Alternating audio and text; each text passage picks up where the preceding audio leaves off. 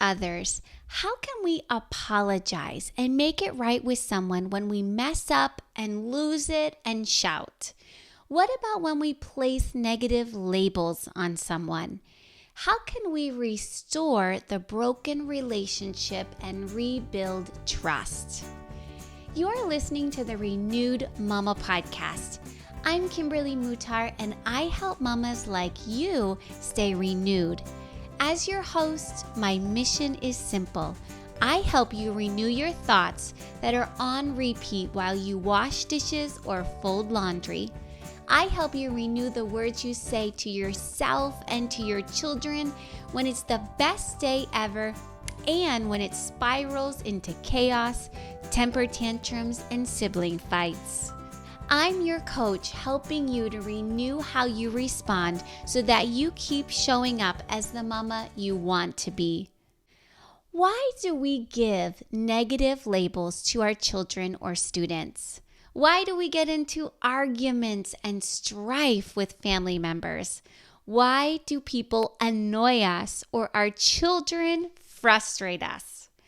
Is it because our children behave in a way that we don't like, we can't control, or we think makes us look like a bad parent? We see something in someone's life, whether it be behavior, choices they are making, paths that they are walking down, or friends they are choosing that we know will hurt them. We don't want that in their life, but we don't know how to change it or how to get them to change it. No matter what we say or do, it feels like we can't get through to this child or this person. We can't change them. Do we give negative labels? Do we get into arguments and strife with family or friends or our kids because they're the total opposite personality to us? We don't see eye to eye. Their thoughts and their opinions are totally out there. It's like they have no common sense. What news source are they listening to? How could they not see it the way we do? Have you ever said or felt any of these ways before with your children, your husband, your family members, or your friends? No wonder strife and arguments happen, and we hurt people, especially those who are closest to us. I want to share with you some more of Bailey's story. You've been hearing Bailey's story if you've been tuning into the podcast. Let's listen to what she has to say about how we can hurt other people with our words. Like Elijah, he has the ADHD diagnosis. When he was still in the school system, and there was a mom of one of his friends recently had said to her son, well, he can't come over to our house. He's unkind and disrespectful and just some other things that were spoken over him. And then, of course, this boy then tells my son, well, my mom said this about you. And it was just like wounds were kind of ripped open a bit, because it's like, oh my gosh, I totally was that kid. But people were like, oh, you're too this, you're too that, and just so misunderstood. And it's just like, looking back, I'm like, why did people have such a hard time just being Jesus to me? Honestly, it makes me so adamant about showing love to everybody.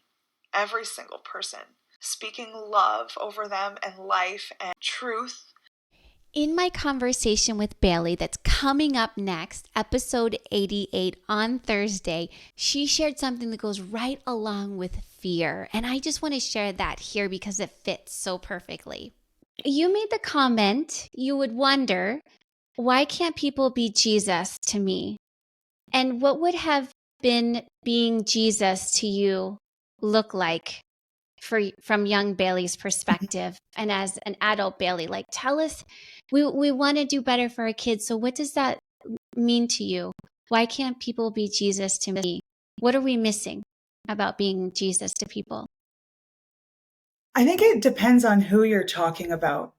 I think that growing up, for me personally, I think that there was a lot of fear for multiple different reasons. I think fear of, what was she going to do next? You mean the teacher? Yeah, teachers, even parents, I don't know. I just think that there's a lot of fear when you can't control something. There's fear. Yeah. right? And even like I look at us as parents now, I shared with you that somebody told their son Yeah. that my son wasn't welcome in their home, right? I look at that whole thing and it's fear. You can ask, why can't people just be Jesus? People are living out of fear. Mm. Fear of, well, what if my kid's exposed to this, or what if this kid does this? It's not Jesus. Mm. I don't know. So I like that was the word that just stuck out to me when I read that question was fear. People are just so scared when they can't control something. People are so scared when maybe a little bit of ungodliness, reaches them or their children, or then they take it a step further. Well, if my kid is exposed to this, then this is going to happen. They're going to totally turn away from Jesus. But that's not having faith in him, right? Mm-hmm. Like I look at my life and what I've gone through and the fact that here I am, more in love with Jesus than I've ever been, in a wonderful marriage, have 3 beautiful kids. And I did all that despite all of that happened to me. Right. If you can't say that God is all healing, the ultimate redeemer Yeah. of all things, then I don't know. It's not just dumb luck that I am here where I am today. And so I think as parents, as maybe teachers, as whatever, there's so much fear, but we have to just let God do his thing, right? We can't control everything. And you know what? If your kid is exposed to things that aren't great teaching opportunity. Mm-hmm. And then you bring it to God. Only he can work all things for his glory. What Jesus looks like to people or for kids or whatever is relational. Like to be relational, get to know somebody, show them love, like speak to them how Jesus would speak to them, encourage them. I think that that's why people have a hard time being Jesus to others. Yes. When it comes to relationship success with our children, our husband, our family members, we need to realize this. We do have different personalities. We do have different viewpoints and life experiences and perspectives, different lenses that we see life through. We can raise multiple children in the same household with the same rules, and they still view life or family situations in completely different ways from each other. We cannot control other people. If we did try to control them, well, that's manipulation and communism and harmful. We can guide our children and encourage our spouse and family members in a better choice, but we cannot control them and live their life for them. So, how do you apologize when you hurt someone? Say, please forgive me for, and then tell them how you hurt them. Say, I take full responsibility for, and then say whatever you took part in that could have hurt your child, your husband, your friend, or your family member. Clearly tell them, this is what I did wrong, or this is what I did that hurt you. This is the pain that I believe I put you through because of what I did. Ask for feedback too. Say, did I identify and understand the pain that you went through? And then let them share. Next, you say, the truth is, and then share something that you like about that person. Then say, I was wrong. Will you forgive me? Altogether, it could sound like this. Please forgive me, son. I dishonored you when I shouted about cleaning up the Lego. I take full responsibility for hurting you and for passing my frustration on to you. I was wrong to treat you unkindly by shouting at you.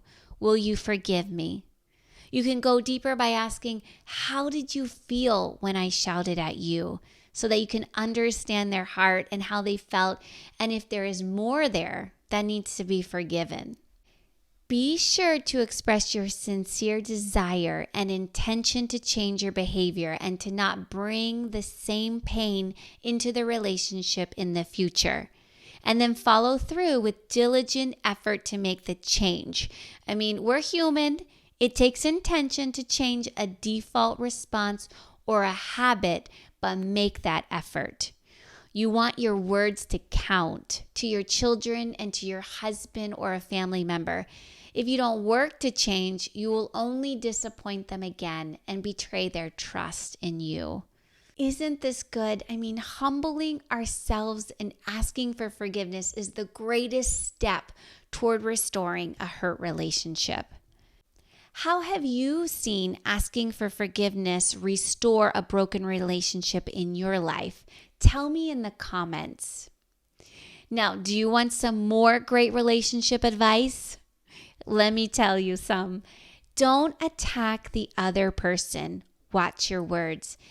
If you're about to say, I wouldn't have done it that way, stop. What were you thinking? Stop. Don't say it. Don't attack with your words. How could you be so blind? I mean, can't you see it's obvious that's not the right thing to do or the right way to do it? How could you do that to me? Are you asking me because you genuinely care, or are you criticizing me? Do you care enough to even help me? You never. You always. You're such a, and then insert a negative label in there. All of those words attack and hurt. Even in the moment of frustration or annoyance or anger or a misunderstanding, don't attack with your words. Words are not your ammunition. Instead, stop and choose to respond right. Say to yourself, I will respond right in this. No matter how angry I feel right now, I will do right. I will respond right and choose to honor the other person. Remember to be quick to hear, slow to speak, and slow to anger, because the anger of man does not achieve the righteousness of God. You win when you take all of that hurt energy you feel and put it toward resolving the real problem instead of attacking the person. Try to understand the other person's heart when you're addressing an issue with them. Hear them out fully without interrupting. Ask clarifying questions to learn all of the facts. It can sound like, would you share with me what you were thinking when you did this? Or help me to understand how come you, and then whatever it is. Tell me more about how come you, and then paraphrase what they said to check to make sure that you understand well. The heart of the righteous ponders how to answer, but the mouth of the wicked pours out evil things. A gentle answer turns away wrath, but a harsh word stirs up anger. Also, check your perspective. One of the biggest ways that you can stop negative labels is to change your lenses. See people for their potential, not according to their past or their current mistakes. Understand that we're all on a journey. We're all growing and learning. Your husband may not be where you are yet in your growth journey, and you may not be where your husband is. Your children are children. So give grace. You can benefit from their strengths and you can honor them for trying. Look for the gold in them and speak that out over them. Approach your conflict and your strife as an opportunity for you both to grow. The Bible says the Lord's servants must not be quarrelsome, but be kind to all, able to teach, patient when wronged, with gentleness, correcting those who are in opposition. Be the first one to step toward reconciliation. If you sense that there's a miscommunication, or your guard is up, or your husband is defending himself, or there's a cold shoulder, or silence, or offense, call it out in an effort toward reconciliation. Say, I could be totally wrong about this, but I'm sensing that you are upset. Did I say something or do something to hurt you? Go first. You go first to make things right and to end the strife. Be quick to reconcile, refusing to give in to pride and self-righteousness. I like this verse. The beginning of strife is like letting out of water, so I abandon the quarrel before it breaks out. Speak directly to the person first in an effort to reconcile, as your conflict is between you and them. If they don't listen, or no reconciliation happens, then take 1 or 2 more with you in an effort to resolve the conflict and to restore the relationship. Look for the right time to talk. Be sensitive to the right time to talk so that you can hear each other, you can honor each other, you can come to an agreement. That may mean waiting till the kids are in bed or waiting until they're outside playing for you to be able to talk with your husband. That may mean looking for the right time that you can be alone with one child so that all the others aren't listening in as you have a heart-to-heart talk. The Bible says the right word spoken at the right time is as beautiful as good apples in a silver bowl. The warning of a wise person is valuable to someone who will listen. It is worth as much as gold earrings or fine jewelry. So what are the right words you can say? How can I bring this up to my spouse or to my child in a way that they will receive it well and take it to heart? It's not about you having your say or giving them a piece of your mind. It's about helping them to grow and to become better and more mature with deeper character and unity in your home. When you talk with them, do not say harmful things. Just stick to the point. Stay away from blaming. Ask, how can I give grace and speak the truth in love here? How can I show kindness? How can I stop the strife that I feel building up and step into God's goodness, His love, His grace, His forgiveness, and truth in this situation? Edify them. Say words that help them become stronger. When you're talking with your spouse, say something like, I know you care about me and the children. I'm so grateful for you. I love you. Can we be on the same page about this? For the sake of our family and for unity, can we talk about this? Or what do you think that we can do about this situation? Also, watch your nonverbal communication. Use the right tone of voice and the right body language. You can say all the right words, but tell a different story with your tone of voice and your body language. What do you say, Mama? Will these relationship suggestions help you? We have all been in moments of miscommunication or said words that we wish after the fact that we could just take back, but we can't. Maybe you have said words fully intending to harm because you were so angry. But it doesn't turn out good, does it? Asking for forgiveness and seeking to reconcile the relationship is the best step to take. If you need any help, Mama, or someone to talk to, go to renewedmamacoaching.com. Let's talk through your specific frustrations in your personal life, in your parenting, or in your marriage. And let's look at what you've already tried saying and doing that isn't working. And let's choose what you can try to say instead. I am your Renewed Mama Coach. Go to Renewed Mama Coaching and book your first coaching session now. If you missed any of the other episodes in this 6-part series about labeling your children, I encourage you to go back and listen to them all.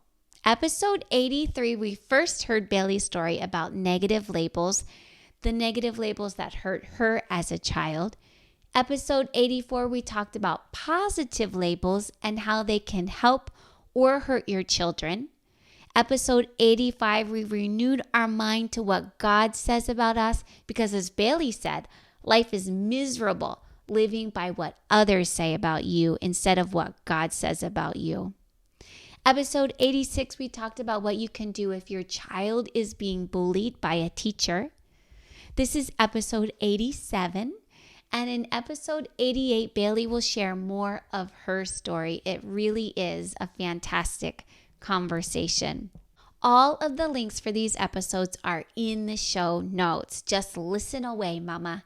Did you know that the Renewed Mama podcast is on YouTube and Rumble? So if you like watching an episode instead of just listening in your earbuds, If you want to wash dishes or fold laundry with me as you watch me on YouTube or Rumble, do it. Go ahead and find the episode there and be sure to hit the like and subscribe button there so you won't miss out on any new episodes. Thank you for listening to the Renewed Mama podcast. If you know another mama who would be encouraged by this episode, please share it with them. Would you take 1 minute right now to leave a review for the show on Apple Podcasts? This helps more mamas find the show and be renewed too. Thank you.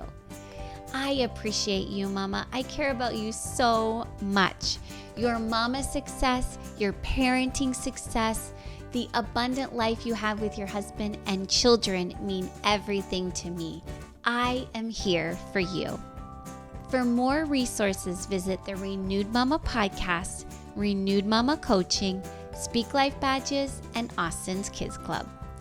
If there is one gift that you could give your children today, it would be your words, chosen carefully and spoken well. The words you speak today are like seeds planted in their hearts and minds. These word seeds will sprout and bear fruit in their life as they grow and become adults. Use Speak Life Badges, sticker award badges, along with suggested scripts, or words you can say in the situations you encounter with your children. These scripts are designed to help you to speak to your child's individual personality, to break lies they may be believing, and to help them to grow up with a truth-filled mindset. Get them today at speaklifebadges.com. Austin the Hedgehog is bringing mailbox fun to your kids. Your children ages 3 to 13 can receive mailbox surprises like activity postcards, happy birthday cards, stickers, crafts, recipe cards, coloring pages, puzzles, special gifts like the I Am Loved journal, a tumbler, Austin's matching happy birthday toque, and so much more from Austin the Hedgehog, straight to your mailbox with their own name on it each month. All teaching life lessons such as helping, using time wisely, how to monitor their own screen time, how to choose the right friends. Being strong means more than just muscles, how to have self-control, and their words are like seeds that will grow into fruit in their life. It is oh so good from Austin the Hedgehog. 2 subscription levels are available. Register your children today at austinskidsclub.com.